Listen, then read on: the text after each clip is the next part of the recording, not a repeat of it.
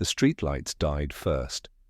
At exactly 6:43 p.m. on October 20, 2020, the Lekki Toll Gate, a stretch of concrete and asphalt overlooking the Atlantic Ocean in Lagos, went dark.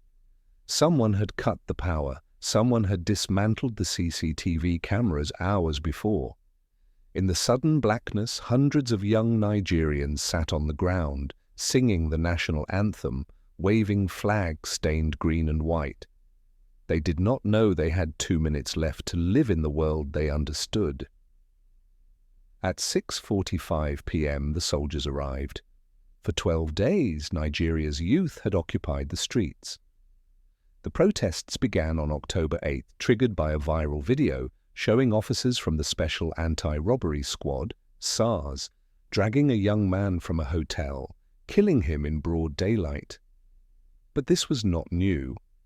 SARS had operated for years as a sanctioned terror unit, extorting, torturing, disappearing young people whose only crime was owning a laptop or wearing dreadlocks. The rage had been building for a generation. They called it End SARS, and it spread like wildfire across Lagos, Abuja, Port Harcourt, and beyond. Celebrities joined. Diaspora Nigerians protested in London, New York, Brussels. On October 11, the Inspector General of Police announced SARS was dissolved. The protesters did not believe him. They had heard promises before. So they stayed. At the Lekki Toll Gate, they built a protest city, complete with medical tents, food stations, and a DJ booth. They sang, they danced, they cleaned up after themselves. For those 12 days, the toll gate became what Nigeria could be, organized, hopeful, alive with possibility. Then the government decided hope was a threat.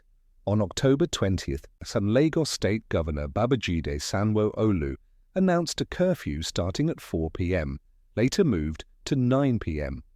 The protesters at Lekki chose to stay, hundreds of them, mostly young, unarmed. Some were students, others were mechanics, marketers, shopkeepers. A 32-year-old man, whose name his mother would only whisper to journalists later, sat among them, unaware he would never see his 2 children again. At 6:29 p.m., 2 military trucks rolled out of Bonny Camp, a barracks 7 minutes away. Amnesty International would later track their movements through verified video footage and geolocation data.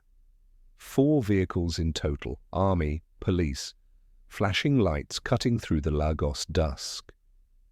Then the power went out. Then the shooting began. The soldiers did not shout warnings. They did not fire into the air. Eyewitnesses would later tell investigators they arrived, formed a line, and opened fire directly into the crowd of seated protesters. The sound was unmistakable, sharp cracks splitting the night, shell casings clinking on asphalt, screams rising and falling like waves. A young woman named DJ Switch was live-streaming on Instagram when it happened. She crouched low, her phone shaking, capturing the chaos in real time as thousands watched from around the world. A boy jumped on top of her, shouting, "Cover her, cover her!" Soldiers shot him in the back. He collapsed onto her, blood soaking through. She kept filming. At one point, she picked up a spent bullet casing that had landed next to her ear, still hot. Around her, people were running, screaming, dragging bleeding bodies toward the edges of the toll gate. A man was shot in the chest. The bullet tore through and exited his back. A teenager lay in a gutter, an iron bar embedded in his eye, already dead. The soldiers kept shooting until 8:30 p.m. Then the police arrived, and they opened fire too. Adesola could not sleep that night. Her son had gone to the protest that morning. She had called his phone over and over. No answer. A stranger finally picked up around midnight and told her the terrible truth. Soldiers had shot him at the toll gate. His body was still there. She took a motorcycle taxi in the dark, speeding toward Lekki. When she arrived just after 5 a.m. on October 20th, what she saw would replay in her mind every night for years. There was a small boy, dead, clutching a Nigerian flag, a bullet wound in his side. People were searching frantically for loved ones, stepping over abandoned shoes, bags, blood-stained clothing. And then she found him, her son, lying on the ground in a pool of blood, wearing only one shoe. The bullet had entered his chest and exited his back. She screamed. She held him. She tried to get him to a hospital, but he died in her arms before they could leave. He was 32 years old. He left behind 2 children, ages 14 and 9, who had already lost their mother years before. Now they were orphans. Adesola never learned his killer's name. The government never asked. Nathaniel Solomon got a phone call that night too. His younger brother, Abuta, had been shot.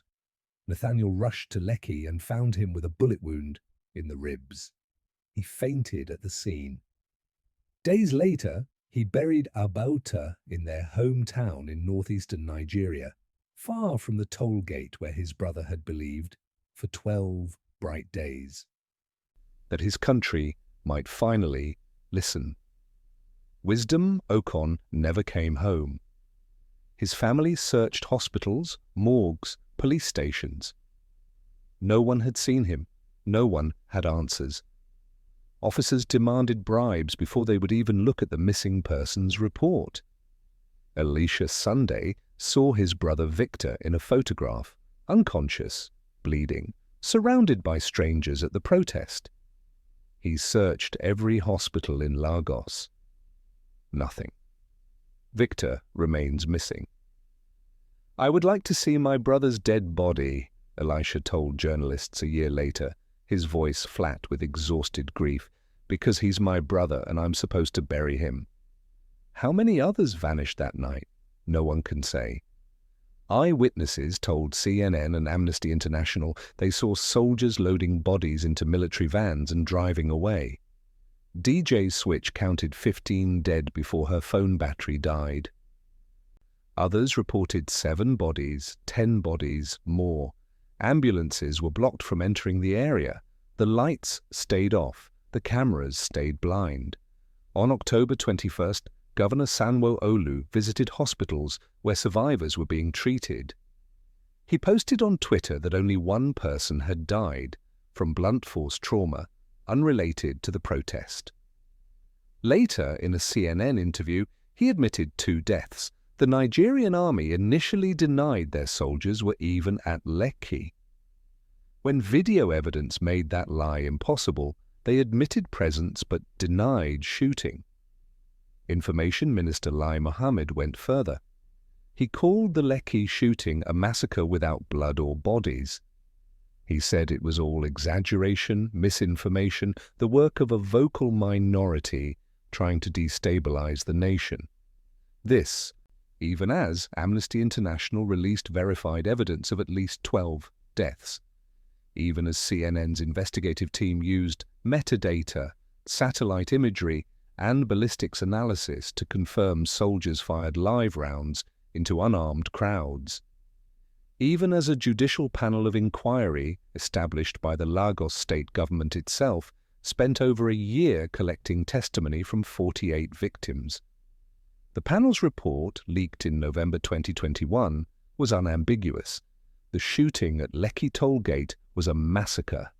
9 people confirmed dead, 4 missing, presumed dead, 24 others shot and injured. Soldiers and police had opened fire deliberately on peaceful protesters. The federal government rejected the findings. Mohammed called the report the triumph of falsehood. No soldiers were arrested, no officers faced trial. The toll gate, after months of closure, reopened for business. DJ Switch fled Nigeria. After her Instagram livestream went viral, watched by millions as proof of what the government denied, she became a target. Death threats flooded her phone. State-aligned media accused her of fabricating evidence, staging deaths, working for foreign enemies. She went into hiding. then left the country entirely.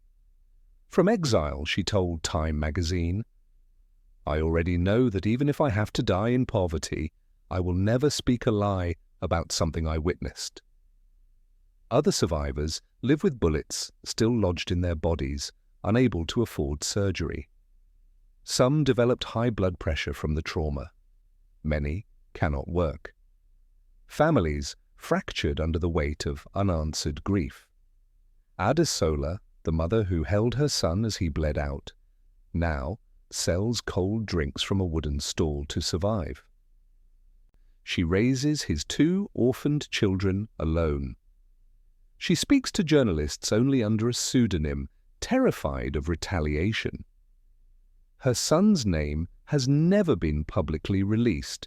She keeps it hidden, a small act of protection in a country where telling the truth can get you killed. 5 years have passed. No one has been held accountable for Lekki. The judicial panel awarded compensation to some victims, and for $10 million total, roughly $1 million split among dozens of families. But justice, prosecutions, the names of commanding officers who gave the order to shoot? Silence. In 2023, Amnesty International documented over 115 unlawful killings by Nigerian security forces. That number reflects only recorded cases. The real toll is likely far higher, buried in mass graves and unmarked corners of the country.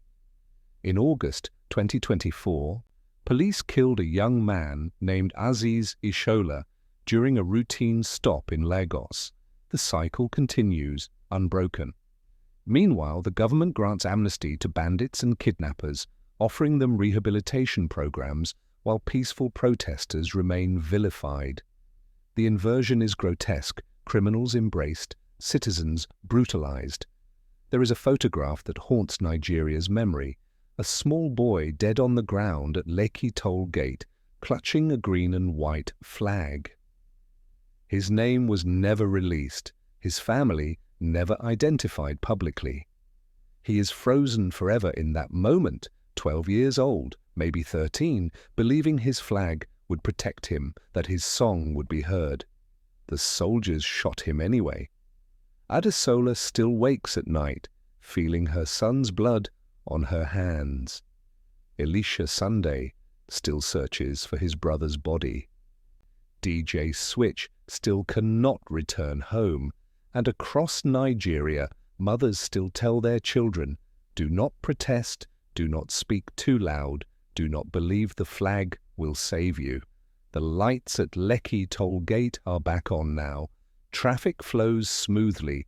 Commuters pay their tolls and drive on, barely glancing at the stretch of asphalt where, on one October night, hope was gunned down in the dark. But the blood is still there, even if no one wants to see it. The bodies were removed, the evidence scrubbed, the CCTV footage erased before it could speak. Yet the wound remains open, unhealed, festering in the silence the government demands. Because this is the final cruelty of Lekki. Not just the killing, but the erasure. Not just the bullets, but the lie that there were no bullets. Not just the dead, but the insistence that the dead never existed. And so the victims remain suspended between memory and denial, loved by families who cannot speak their names, mourned by a generation the government wishes would forget, buried in graves both literal and political. The toll gate still stands, the soldiers still walk free, and Nigeria still waits for the night someone finally turns the lights back on.